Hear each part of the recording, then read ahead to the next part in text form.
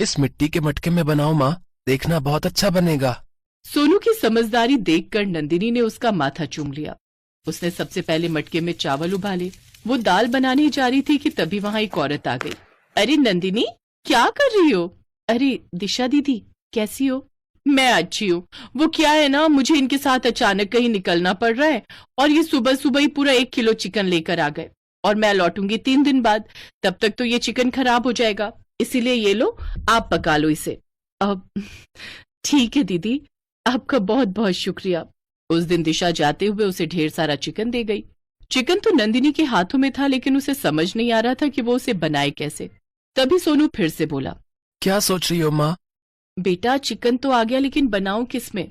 चावल निकालकर उसी मटके में बनाओ माँ, मजा आ जाएगा, पहली बार मटका चिकन खाकर।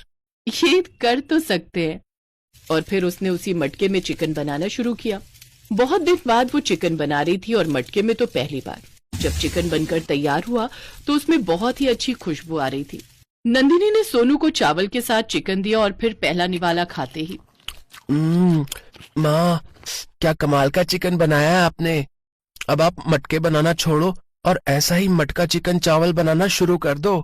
आप चाहो तो मेरी गुल्लक भी तोड़ दो, हम मिलकर एक ठेला लगाएंगे जिसमें आप मटका चिकन चावल बनाकर बेचना। कसम से माँ, पूरा गांव आएगा खाने के लिए। सोनू उंगलियां चाट चाट कर चिकन चावल खा रहा था। ये देखकर नंदिनी की आंखों में खुशी के आंसू आ गए। तभी वो कुछ सोच कर उठी और वहां से सीधा गांव के सुनार के पास पहुंची। उसने अपना मंगलसूत्र सुनार के पास गिरवी रख दिया और उससे मिले पैसों से कुछ बर्तन खरीद लाई। इसी तरह शुरू हो गया उनका मटका चिकन चावल का ठेला। सोनू काम में अपनी माँ की पूरी मदद कर रहा था।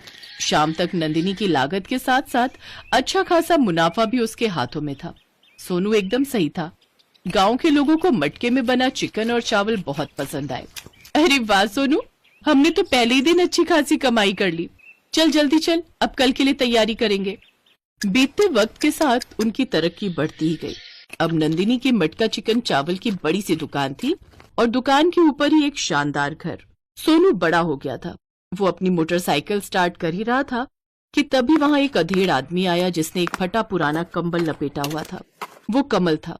उसने सोनू को देखते ही आवाज लगाई, सोनू, मेरे बच्चे। पापा, आप कैसे हो आप? मैं ठीक नहीं हूँ बेटा, लेकिन तू कितना बड़ा हो गया है तू। मैं गया था घर, पर पता चला कि तुम लोग वहां से चले गए हो।